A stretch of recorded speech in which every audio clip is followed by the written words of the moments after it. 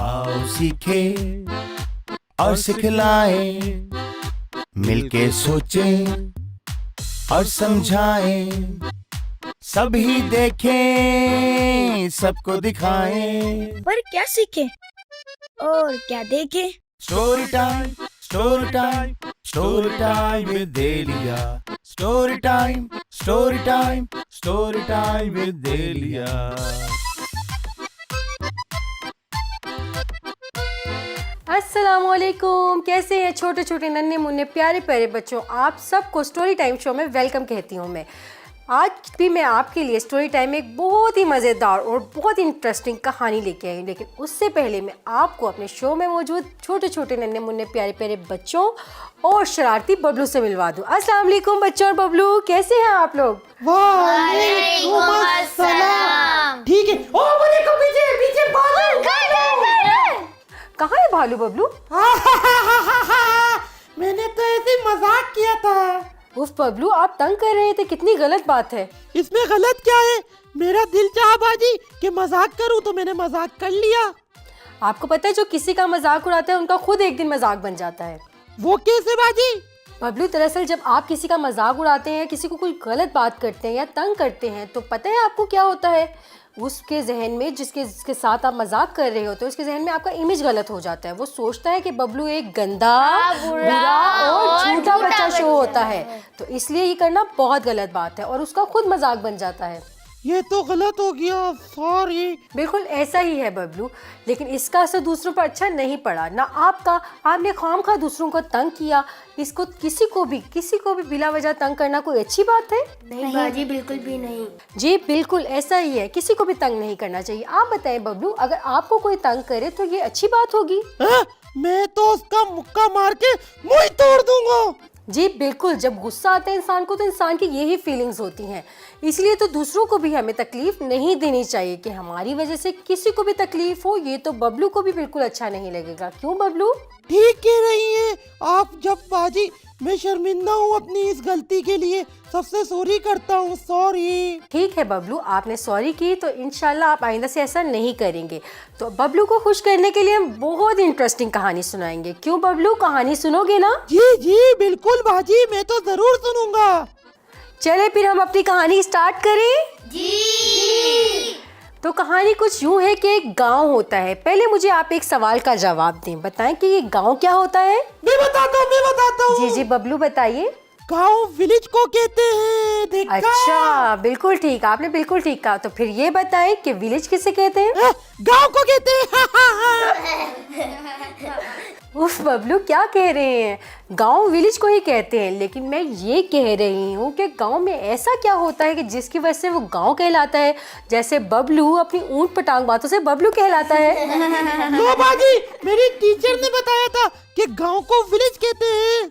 बबलू, आपकी टीचर ने गांव को इंग्लिश में बताया है, आप मुझको वो बता रहे हैं। मैं आपसे गांव क्या होता है ये पूछ रही हूँ। वो होता है जहाँ हम छुट्टियाँ बनाने जाते हैं।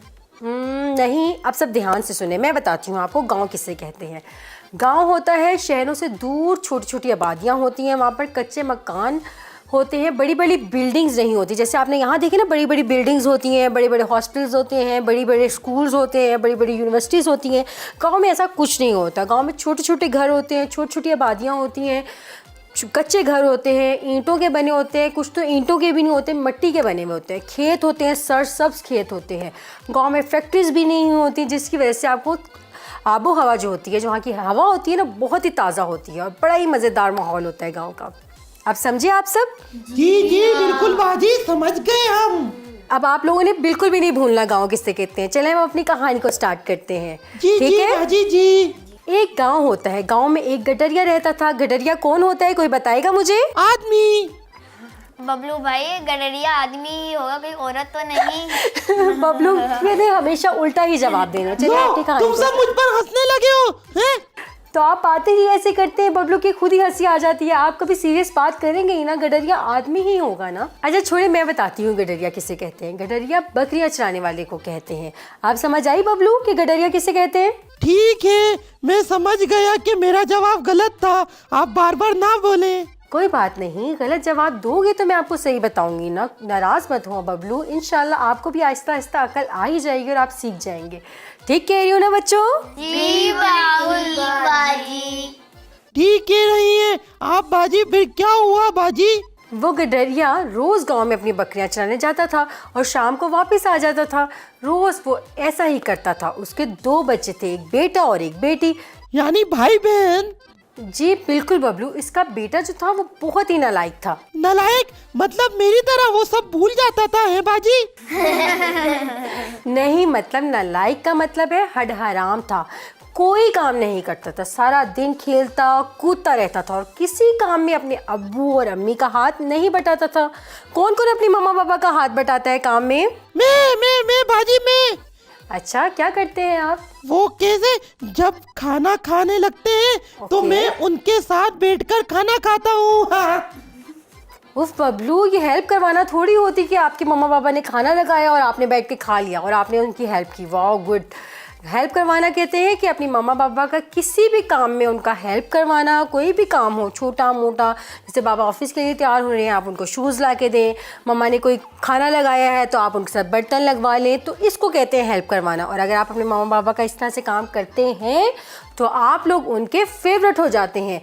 आप करवाया करोगे अपने मम्मा पापा के साथ काम? जी बिल्कुल बाजी, मैं भी करूँगा। शाबाश, यहाँ तो बहुत अच्छे बच्चे बैठे हैं जो कि जानते हैं कि अपनी मम्मा पापा की हेल्प ज़रूर करवानी चाहिए। आप बच्चों ने भी ये याद रखना है कि आपकी मम्मा अगर अकेली काम कर रही हैं तो आपके लिए ज़रूरी है कि आप अपनी मम्मा पापा की हेल्प करें। जी तो बच्चों, हम अपनी कहानी को आगे बढ़ाते हैं। इसी तरह ही वो गडरिया एक दिन अपने बेटे के पास को अपने पास बुलाता है और उसको कहता है कि तुम सारा दिन खेलते हो, देखो मेरे भी काम काज में थोड़ी सी मदद कर दिया करो।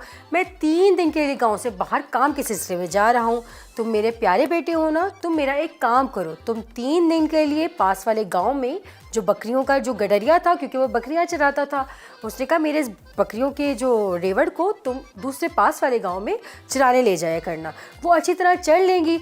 बेटा कहता है ठीक है, लेकिन ये काम मुझसे नहीं होता। कितना अच्छा बच्चा है जो मान गया। आप भी तो अच्छे बच्चे हैं ना बबलू, आप भी तो मान जाते हैं सारी बातों को। वाह वाह, देखो मेरी तारीफ हो रही है, देखो। अच्छा बबलू, अब इतना मत अतराओ और कहानी सुनो, चलो। जी बाजी जरूर।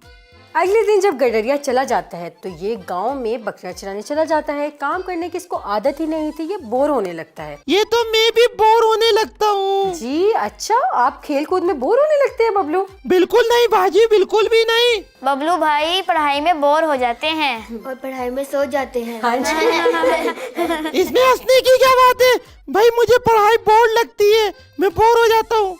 बबलू वो इसलिए क्योंकि आपका उसमें इंटरेस्ट शो नहीं करते, आप पढ़ाई में अपना इंटरेस्ट शो नहीं करते, इसलिए वो काम आपको बोर लगने लगता है।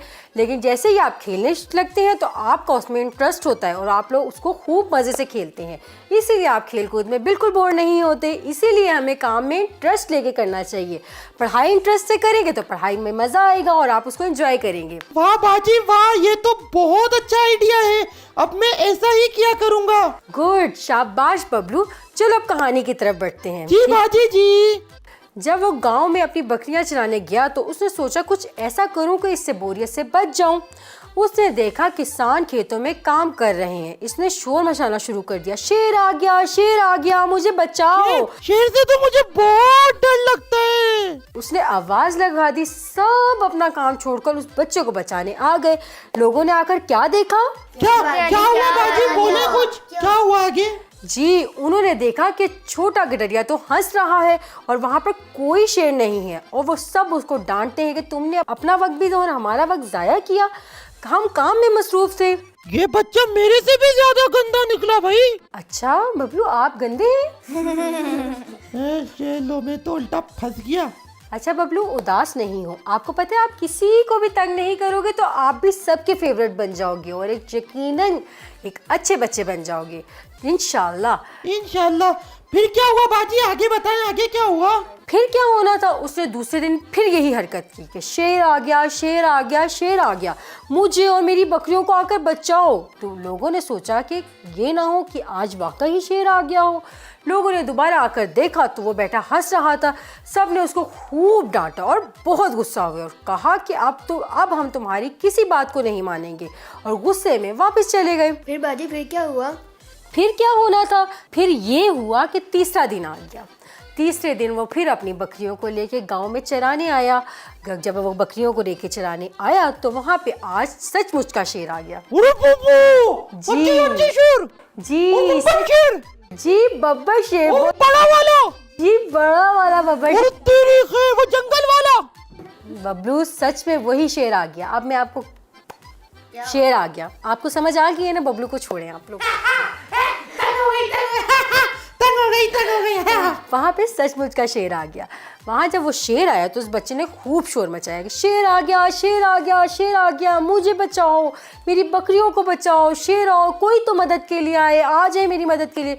और आपको पता है वहाँ पे जो लोग मौजूद थे, काम कर रहे थे, उन सब भी उसकी आवाज़ सुनी, लेकिन कोई भी उसकी मदद के लिए नहीं आया। यहाँ तक कि उसकी सारी बकरियों को शेर ने चीर फाड़ कर रख दिया।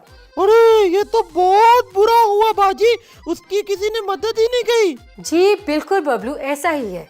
अब बच्चों आप मुझे बताएं कि इस कहानी से, आज की जो हमने कहानी आपको सुनाई है, इस कहानी से आपने क्या सीखा है? कि हमने किसी को तंग नहीं करना चाहिए। जी बिल्कुल सही कहा। और बबलू आप बताएं आपने क्या सीखा इस कहानी से? मैंने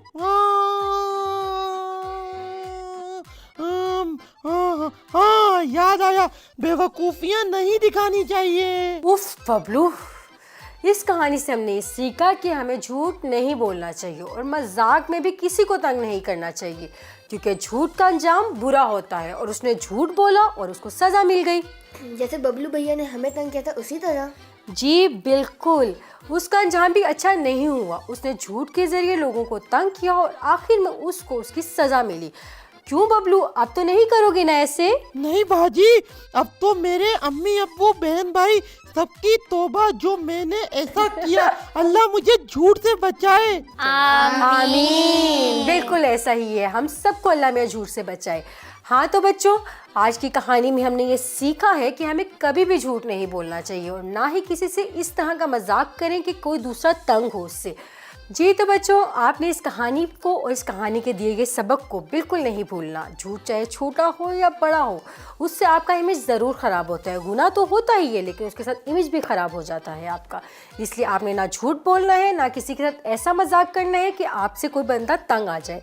इंशाल्लाह हम लोग आपके लिए इस तरह की मज़ेदार कहानियाँ और इंटरेस्टिंग कहानियाँ लेके आएंगे, जिसके साथ आप मज़े के साथ साथ कुछ सीखेंगे भी। और आप भी हमें नहीं भूलना, मेरे व्हाट्सएप नंबर पे मुझे मैसेज करना। जी बिल्कुल, स्क्रीन पे जो नंबर लिखा हुआ है उसे हमें मैसेजेस और कॉल्स करना मत भूलिएगा। हम आपके मैसेजेस और कॉल का शिद्दत से इंतज़ार करते हैं।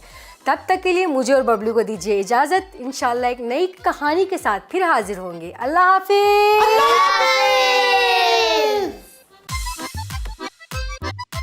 आओ सीखे और सिखलाएं, मिलके सोचें और समझाएं, सभी देखें सबको दिखाएं। पर क्या सीखे और क्या देखे?